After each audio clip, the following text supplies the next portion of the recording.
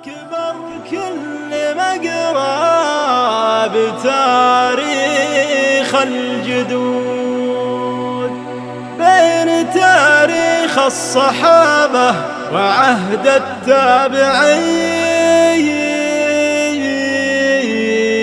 فاح من تاريخهم ريح مسكونة في حعود، كل سطر ينتشي منه ورد وياسمين.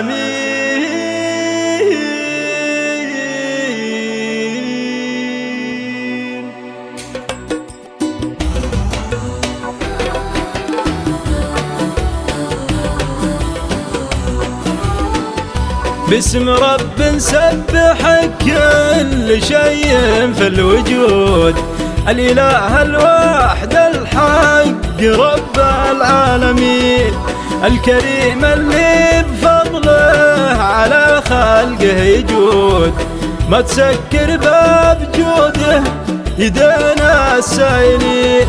لا سبح فكري مع الشعر غوص بلا حدود، لنعدي مستوى الغث وادخال في السمين.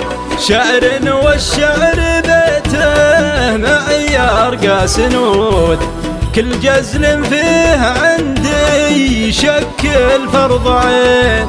الله أكبر كل مقرى بتاريخ الجدود، بين تاريخ الصحابة وعهد التابعين، فاح من تاريخهم ريح مسكونة في حعود، كل سطر ينتشي منه ورد وياسمين. كيف كان الليل معهم ركوع مع سجود، وكيف كانوا يجلسون السحر مستغفرين، والصباح يهب لله فوق أرض جنود، فوق جيش الله وخيله لدينه ناصرين.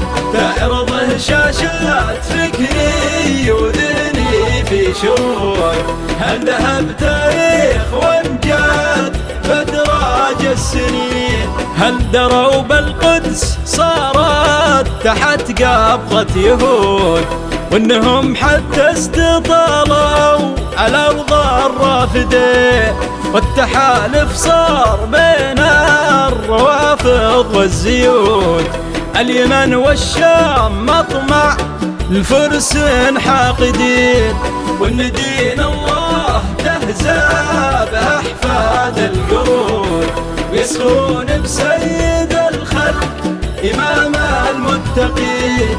لكن الإسلام سايد ولا غيره يسود، ينصر الله دينه الحق خاتم كل دين، سوف يرجع مجد الإسلام وحقوق التعود، سوف ترجع وحدة الصف بين المسلمين. يا بشاير بشري مجد وامجاد بعهود، يا فرج بشر بعزة شموخ وصابرين، كل شيء بحكمة الله في وقت وحدود، وكل حال بعدها حال من حين لحين. يفرج الله كل ضيقة وتنحل القيود، ما تضيق إلا وفيها فرج للصابرين.